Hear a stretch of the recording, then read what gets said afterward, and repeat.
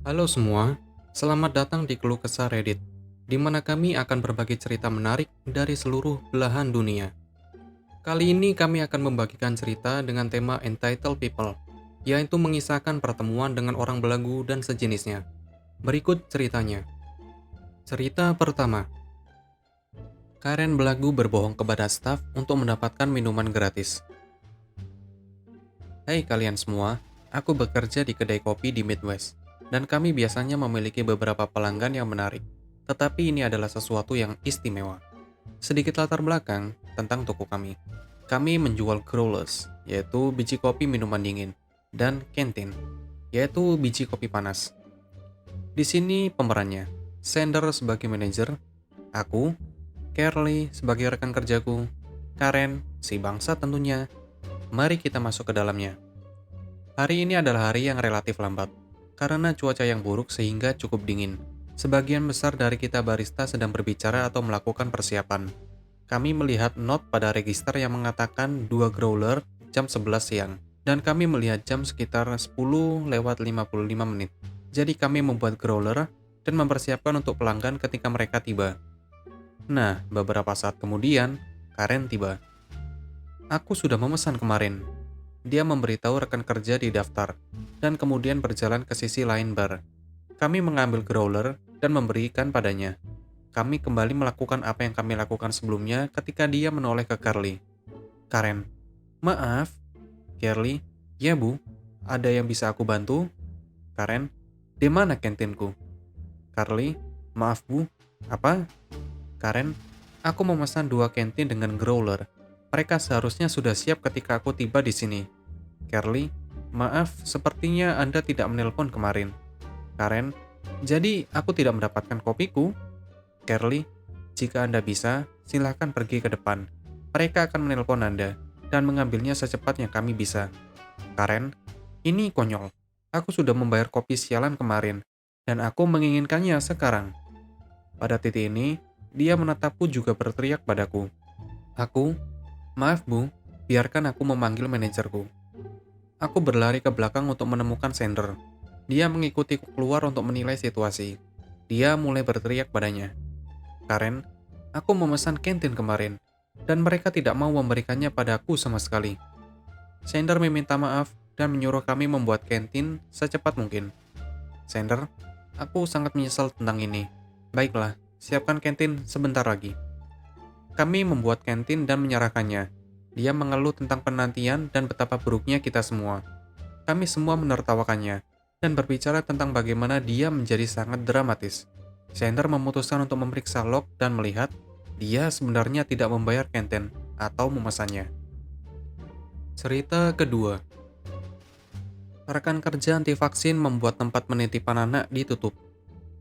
Aku telah menjadi guru yang bekerja di prasekolah atau penitipan anak gereja selama beberapa bulan sekarang. Ini adalah pemotongan gaji yang signifikan dari pekerjaan prasekolah terakhir. Tetapi aku hanya membutuhkan pekerjaan paruh waktu sehingga aku bisa mendapatkan kesehatan mental kembali dari waktu yang mengerikan yang kita semua alami selama 2 tahun terakhir ini. Meskipun upahnya rendah, aku masih suka di sini karena santai. Dan sejauh ini aku sangat keren dengan semua orang, kecuali satu guru, yaitu Isi. Isi hanya bekerja di sini, sehingga dia bisa mendapatkan diskon penitipan anak untuk putranya. Dan itu sangat terlihat dari cara dia mengelola kelasnya sendiri. Dia hanya mengasuh anak-anak, meletakkan film di tablet, sementara dia duduk dengan HP-nya. Dia tidak melakukan banyak kegiatan interaktif dengan anak-anak, sehingga dia bisa duduk untuk bermain HP. Selama istirahat, dia membiarkan mereka berlarian di gym sendirian, sehingga dia bisa duduk untuk bermain HP. Ngomong-ngomong, anak-anak ini berusia 2 tahun. Dan sekarang setelah kakinya patah, dia jadi punya alasan untuk duduk dengan bermain HP sepanjang waktu. Jika itu tidak cukup buruk, masalahku yang sebenarnya dengan Isi adalah dari hari pertama aku bekerja. Ketika dia memutuskan perkenalannya harus mencakup memberitahu aku bagaimana tempat-tempat tidak boleh mengamanatkan vaksin. Bukan hanya COVID, tetapi semua vaksin. Karena vaksin menyakiti orang lebih dari yang mereka bantu, bla bla bla, putranya sakit karena vaksin, jadi sekarang dia tidak mendapatkan lagi bla bla bla apapun. Aku sangat tidak nyaman, karena aku baru saja mulai, dan aku hanya ingin membuat kelasku sendiri tidur untuk waktu tidur siang. Jadi aku mengangguk kosong dan percaya isi ketika dia berkata, aku tidak masalah memakai masker. Aku hanya merasa lebih nyaman tanpanya. Karena yakin, siapa yang tidak merasa seperti itu? Karena aku yang naif berasumsi bahwa meskipun aku belum melihatnya memakai masker, setiap orang yang masuk akal setidaknya akan memakainya ketika mereka sedang tidak enak badan, bukan? Sebagian besar staf kami melakukan hal itu, terutama ketika cuaca dingin datang dan musim dingin, flu tiba. Maju cepat ke minggu ini. Setelah Natal, beberapa anggota staf masih mengambil PTO untuk liburan Natal. Tidak apa-apa, tapi itu membuat kami kekurangan staf. Jadi untuk menyiasatinya, beberapa kelas dipecah ke ruangan lain, sehingga beberapa guru yang kami miliki, termasuk isi, akan mencapai kapasitas maksimum. Dan karena shift staf kami terhuyung-huyung untuk memastikan cakupan sepanjang jam sekolah, beberapa kelas harus dibagi beberapa kali dalam sehari, dan membawa anak-anak ke ruangan yang berbeda beberapa kali. Aku harus menyebutkan pada saat yang sama, kami juga menampung saudara-saudara usia sekolah dasar anak-anak prasekolah yang sedang liburan musim dingin dan membutuhkan pengasuhan anak juga. Jika ini semua terdengar membingungkan, itu karena memang begitu. Tetapi pada dasarnya, kami memiliki lebih banyak anak daripada biasanya, dan mereka semua terhubung satu sama lain di beberapa titik di siang hari. Itu adalah sistem yang sibuk, tetapi masih dapat dikelola selama semua orang melakukan bagian mereka.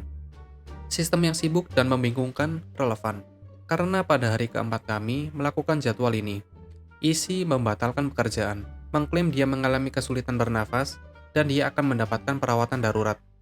Aku bahkan tidak perlu memberitahu kalian alasannya. Jadi setelah hari itu berakhir, dan hasil tesnya masuk, kami semua menerima teks grup dari bos kami, yaitu direktur sekolah, yang memberitahu kami tentang situasinya. Akibatnya, karena jumlah staf yang sudah sedikit, bukan karena uji positif COVID, kami akan tutup sisa minggu ini. Aku marah. 1 minggu kami memiliki anak-anak yang pindah ke hampir setiap kelas. Isi sekarang telah mengekspos seluruh siswa ke COVID. Dan sekarang kami semua tinggal ke rumah tanpa bayaran. Semua karena dia. Merasa lebih nyaman tanpa masker. Ada lebih banyak alasan mengapa aku marah. Tetapi cerita ini sudah terlalu panjang. Kami semua mengirim minimal jempol emoji dan oke ke obrolan grup sehingga bos kami tahu bahwa kami menerima pembaharuan. Kecuali isi yang hanya mengatakan, maaf teman-teman, dan tidak ada lagi. Seolah-olah jawaban bodoh itu cukup menjengkelkan. Bos kami membalas SMS untuk menghiburnya dan meyakinkan bahwa ini bukan salahnya. Ini hanya dunia tempat kita berada sekarang, dan itu terjadi di mana-mana. Permisi? Aku berharap ini memiliki resolusi yang bahagia seperti cerita lainnya ketika aku membagikan bagaimana orang yang belagu dipecat dengan cara yang epik. Tapi dari apa yang terlihat berdasarkan jadwal kerja baru, kami kembali buka pada hari Senin, dan isi berada di rumah sepanjang minggu, sementara kelasnya masih berjalan, dan kami menutupi ketidakhadirannya. Aku mengirimkan pesan teks ke obrolan grup, dan menanyakan bagaimana tepatnya kelasnya diizinkan kembali setelah baru saja terkena COVID. Tetapi untuk saat ini, satu-satunya resolusi bahagia yang dapat aku berikan kepada kalian adalah bahwa aku baru saja selesai memperbarui resumku. Dan aku sudah mengirimkannya ke sekolah lain, sehingga aku bisa pergi dari tempat ini. Cerita ketiga. Semoga berhasil menemukan itu di tempat lain. Bukan ceritaku, tapi ayahku. Relevan dengan cerita, ayahku menjual peredam suara di sebuah bisnis kecil. Mereka memiliki peralatan yang sangat sulit ditemukan, dan seringkali satu-satunya orang di kota yang memilikinya, jika tidak ada di kabupaten. Mereka memiliki orang-orang yang datang dari berbagai negara bagian sesekali. Mereka juga memiliki kebijakan masker yang ketat, karena ukuran toko. Jadi hanya ayahku dan rekan kerja yang lebih muda, cewek, dan orang ini, Richard, berjalan tanpa masker. Percakapan berjalan sebagai berikut. Richard, "Hey, aku Richard. Aku menelpon sebelumnya tentang merek peredam yang sangat spesifik, dan kalian mengatakan memilikinya. Ayah, dengan senang hati kami akan menunjukkannya padamu, setelah kamu memakai masker." Menunjuk ke poster yang ditampilkan dengan jelas di pintu. Richard, "Apa? Itu keterlaluan. Aku tidak akan pernah datang ke sini jika kamu memberitahu aku itu." Pada titik ini, cewek mencoba meredakan situasi. "Pak, ada toko serba ada di seberang jalan. Mereka memiliki masker sekali pakai gratis. Jika Bapak hanya menyeberang jalan dan kembali..." Richard, "Tidak, beraninya kau melanggar hakku." aku tidak akan pernah kembali ke sini lagi. Toko kalian adalah alasan yang buruk untuk pengecer. Aku akan menemukan merek peredam yang sangat spesifik di tempat lain. Dia pergi, dan ayahku menatap cewek dan mulai tertawa. Ayah, kurasa dia harus mencari penjual di luar negara bagian. Kami satu-satunya yang membawa merek itu di negara bagian ini. Begitulah ceritanya. Apabila kalian suka, kalian bisa like dan berkomentar di bawah. Jangan lupa subscribe untuk membantu channel ini. Sampai bertemu di video selanjutnya.